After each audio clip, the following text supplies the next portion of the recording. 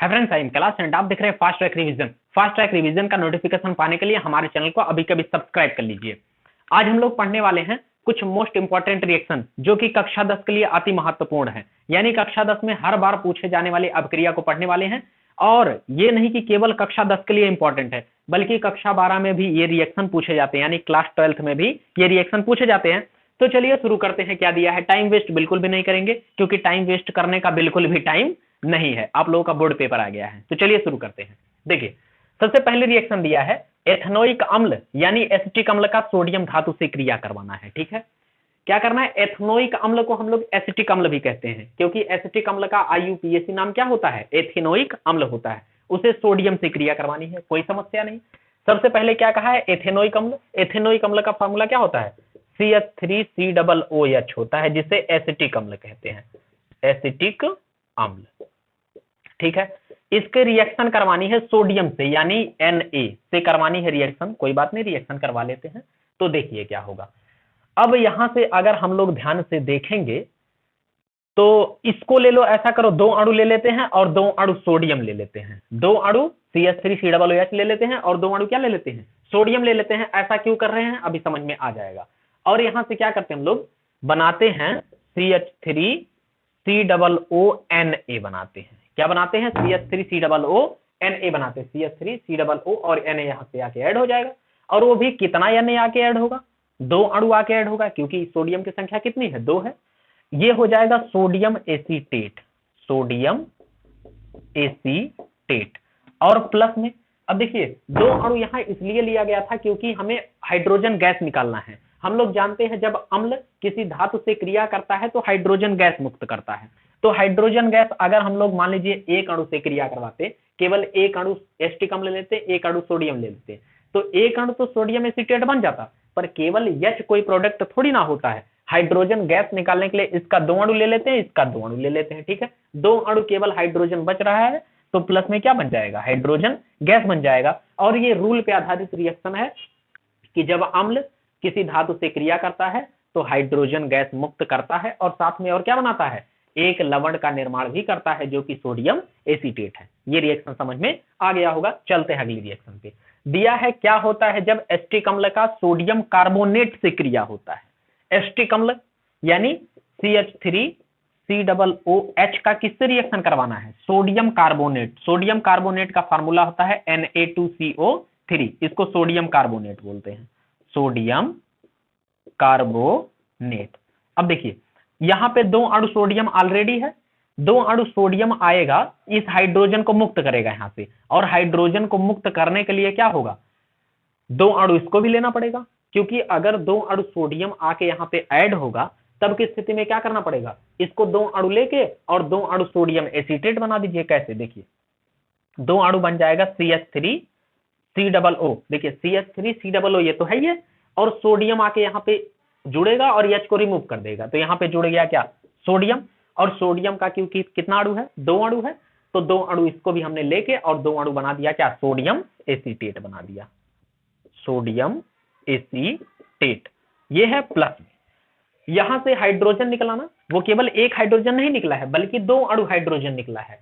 तो दो अणु हाइड्रोजन और एक यहां से देख रहे हैं ऑक्सीजन, दो अणु हाइड्रोजन ये वाला और एक अणु ऑक्सीजन मिलके बना लेगा क्या, H2O प्लस। अब CO3 था, यहां से एक अणु ऑक्सीजन निकल के H2O बन गया, तो यहां केवल क्या बचा, CO2, जिसे कार्बन डाइऑक्साइड गैस करते हैं, वो बाहर निकल जाएगा। ठीक है, अगली रिएक्शन ये हो जाएगी। नेक्स्ट रिएक्शन पे आ जाइए। कह रखा है क्या होता है जब एसिटिक अम्ल का सोडियम हाइड्रोक्साइड से क्रिया करवाते हैं। एसिटिक अम्ल का फार्मूला CH3COOH प्लस रिएक्शन किससे करवानी है, NaOH, यानी सोडियम हाइड्रोक्साइड से क्रिया करवानी है ना। एसिटिक अम्ल की सोडियम हाइड्रोक्साइड से क्रिया होगी।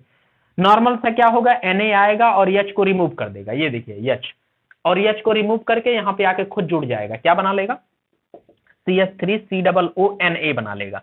फिर से वही सेम प्रोडक्ट सोडियम एसीटेट बना लेगा, यहाँ जो बना है यही यहाँ बन जाएगा।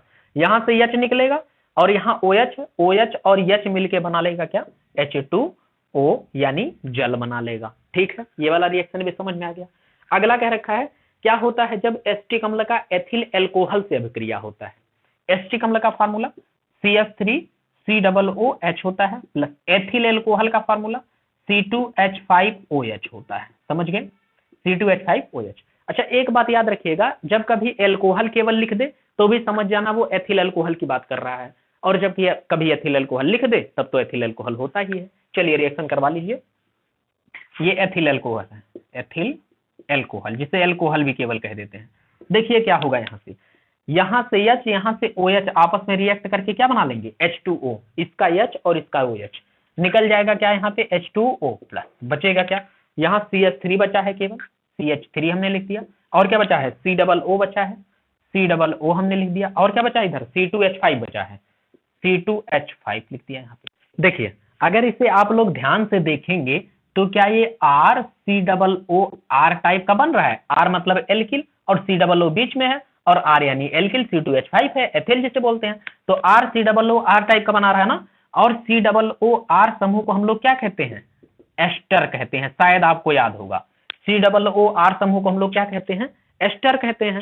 तो यहाँ पे क्या एस्टर का निर्माण हो रहा है, यानी CH3 COO C2H5 एक प्रकार का क्या है, एस्टर है। क्या है, एस्टर है। इसलिए इस अभिक्रिया को हम लोग एस्टरीकरण अभिक्रिया भी कहते हैं। यानी जब कभी पूछ ले तुमसे कि एस्टरीकरण अभिक्रिया लिखिए या एस्टरीकरण अभिक्रिया क्या होती है, तो क्या बताएंगे कि जब एस्टिक अम्ल एथिल अल्कोहल से क्रिया करता है तो एस्टर का निर्माण करता है। इस अभिक्रिया को एस्टरीकरण अभिक्रिया कहते हैं। कैमरे में क्या नजर आ रहा है, मुझे लग रहा है थोड़ा सा शायद जो है नीचे करना पड़ेगा, एक सेकेंड रुक जाइएगा, कैमरा में सेटअप कर लेता हूँ। हाँ ज्यादा नहीं, हाँ ठीक, अभी समझ में आ रहा होगा। ठीक है, तो ये देखेंगे RCOO R टाइप का बन गया है, इसलिए क्या है, एस्टर है, और इस अभिक्रिया को एस्टरीकरण अभिक्रिया कहते हैं। चलते हैं अगले टॉपिक पे और देखते हैं उसमें भी कुछ रिएक्शन। ये तो जितने भी एस्टिक अम्ल का रिएक्शन था वो हमने करवा दिया है। चलिए अब एथिल अल्कोहल का रिएक्शन करवाना शुरू करते हैं। चलिए आ जाते हैं अगले रिएक्शन पे, देख लेते हैं। तो यहाँ पे अगला रिएक्शन दिया गया है कि क्या होता है जब एथिल अल्कोहल का ऑक्सीकरण करते हैं। ऑक्सीकरण का मतलब होता है ऑक्सीजन जोड़ना, और अपचयन का मतलब होता है हाइड्रोजन जोड़ना। ठीक है, तो यहाँ क्या करना है, एथिल अल्कोहल का ऑक्सीकरण करना है। ऑक्सीकरण का मतलब ऑक्सीजन जोड़ना है। एथिल अल्कोहल का फार्मूला C2H5OH प्लस में इसमें क्या जोड़ देना है, ऑक्सीजन जोड़ देना है। चलिए ऑक्सीजन जोड़ दीजिए, तो देखिए क्या होता है, जैसे ही हम लोग ऑक्सीजन जोड़ते हैं तो ये ऑक्सीजन जाके इधर पे ऐड हो जाएगा, और ऐड होके क्या बना लेगा, ये देख लीजिए। पहली बात तो ऑक्सीजन जो जोड़ेंगे वो दो अणु जोड़ेंगे, दो अणु ऑक्सीजन जोड़ते हैं तो बनता क्या है, CH3COOH बनता है, यानी एसिटिक अम्ल बनता है। क्या बनता है, एसिटिक अम्ल। यहाँ पे कार्बन की संख्या कितनी है, 2 है, तो 2 कार्बन यानी CH3 और C, यहाँ पे देखिए 2 कार्बन यूज हो चुके हैं और कार्बन यूज हम नहीं कर सकते हैं। एसिटिक अम्ल बना लिया प्लस में, अब देखिए और क्या बनाएगा, यहां से एक O और एक O जुड़ के तो COO बना लिया। अभी एक O बचा हुआ है क्योंकि 2 O यहां है और एक O यहां है, यहां H2 बचा हुआ है, तो प्लस में क्या बना लेगा, H2O बना लेगा। ठीक है, तो एल्कोहल का ऑक्सीकरण करने पर हमें क्या प्राप्त होता है, एसिटिक अम्ल प्राप्त हो जाता है। दिख रहा है क्या, हाँ दिख रहा है, ठीक कोई बात नहीं। अगली रिएक्शन देख लेते हैं, क्या होता है जब मीथेन का दहन करते हैं। अच्छा, किसी भी चीज का हमको जब दहन करना होता है तो यानी ऑक्सीजन से उसकी क्रिया करवा देते हैं। ऑक्सीजन से क्यों क्रिया करवाते हैं, क्योंकि कोई चीज जब दहन होता है तो वो ऑक्सीजन के साथ क्रिया करके जल जाता है ना, इसलिए जलने के लिए ऑक्सीजन जरूरी होता है। तो देखिए जब मीथेन का दहन होता है तो मीथेन की क्रिया किससे करवाएंगे हम लोग, 2O2 से करवाएंगे, यानी 2 अणु ऑक्सीजन से करवाएंगे। तो देखिए क्या बनेगा, यहाँ पे जब कभी दहन होता है तो वहां से निकलता है कार्बन डाइऑक्साइड, तो कार्बन डाइऑक्साइड बनाएगा और प्लस में क्या बना लेगा, जल मिला लेगा। अब इसको बैलेंस कर लीजिए, H की संख्या कितनी है, 4 है, तो जल की मात्रा कितनी बनाएगी, 2H2O, यानी 2 दूना 4H सब जाके हो जाएगा। ठीक है, कार्बन डाइऑक्साइड बनेगा और जल बनेगा। अच्छा अगली रिएक्शन दिया है, क्या होता है जब एथिल अल्कोहल का सोडियम से क्रिया होता है। एथिल अल्कोहल का फार्मूला C2H5OH होता है, और सोडियम यानी Na से क्रिया करवानी है। दो अणु दोनों का ले लेते हैं, 2 अणु एथिल अल्कोहल, 2 अणु सोडियम। बनाएगा क्या, देखिए सोडियम आएगा सीधा और हाइड्रोजन को रिमूव मार देगा, और यहाँ पे बना लिया C2H5O और Na आके जुड़ गया C2H5ONa। इसका नाम क्या हो जाएगा, इथेन के साथ ऑक्सीजन तो एथॉक्साइड, और सोडियम जुड़ा है तो इसका नाम हो जाएगा सोडियम, सोडियम सोडियम। ठीक है, एथॉक्साइड, एथॉक्साइड बना लेगा। और ध्यान से देखेंगे 2 अणु हाइड्रोजन यहां से रिमूव हुआ है सोडियम के द्वारा, तो प्लस में क्या बन जाएगा, H2 यानी हाइड्रोजन गैस बन जाएगा। चलिए अगली रिएक्शन पे, एथिल अल्कोहल का सांद्र H2SO4 के साथ रिएक्शन करवानी है। अब यहाँ पे थोड़ा कान खड़े कर लो। कान खड़े करने का मतलब ये है कि वैसा वाला कान नहीं, मतलब दिमाग से सोचना है। देखिए एथिल अल्कोहल का H2SO4 के साथ रिएक्शन दो कंडीशन में होता है। एक तो होता है 160 से 170 डिग्री सेल्सियस पर, और एक तो होता है 140 डिग्री सेल्सियस पर। अब यहाँ पर बच्चे बहुत कंफ्यूज होते हैं, 160 से 170 लिख दिया तो कहेंगे कौन सी रिएक्शन होगी, 140 लिख दिया तो कहेगा कौन सा रिएक्शन, जबकि रिएक्शन सेम पूछेगा कि क्या होता है जब एथिल अल्कोहल की H2SO4 के साथ क्रिया होती है। तो देखिए जब तुम्हें नाम ले ले 160 से 170 डिग्री सेल्सियस, तो समझ जाना केवल निर्जलीकरण होगा। निर्जलीकरण का मतलब जल निकल जाएगा। तो देखिए एथिल अल्कोहल या C2H5OH, एथिल अल्कोहल की क्रिया H2SO4 के साथ किसकी उपस्थिति में होगी, 160 से 170 डिग्री सेल्सियस टेम्परेचर की उपस्थिति में होती है। तो एथिल अल्कोहल से निकल गया क्या, जल। जल यानी जब निकल जाएगा निर्जलीकरण हो गया, जल निकल गया और बचा कितना, C2H4 बचेगा, क्योंकि H और O मिलके H2, तो यहाँ H4 बचा, C2H4, और C2H4 को हम लोग क्या कहते हैं, एथिलीन कहते हैं। लेकिन यही सेम रिएक्शन अगर सेम रिएक्शन कह दे कितने डिग्री सेल्सियस पर, 140 डिग्री सेल्सियस पर, तो सिंपल सा दो अणु एथिल अल्कोहल ले लेना है। ये देखिए एथिल अल्कोहल ये पहला ये दूसरा, और यहाँ से क्या करना है, OH इसका और इसका H मिलके H2O बन जाएगा। ये देखिए OH और H मिलके क्या बन जाएगा, H2O बन गया, H2 यहाँ हमने निकाल दिया, बचा कितना C2H5O, और इधर बचा है केवल C2H5। तो C2H5O में क्या जुड़ जाएगा, C2H5 जुड़ जाएगा, और C2H5O C2H5 बन जाएगा। और ROR जो होता है वो ईथर होता है ना, ROR क्या होता है, ईथर होता है। इसका नाम हो जाएगा डाई एथिल ईथर। क्या, डाई एथिल ईथर, क्योंकि यहाँ पे एथिल कितनी बार है, 2 बार है, तो इसलिए हो जाएगा इसका नाम डाई एथिल ईथर। समझ गए।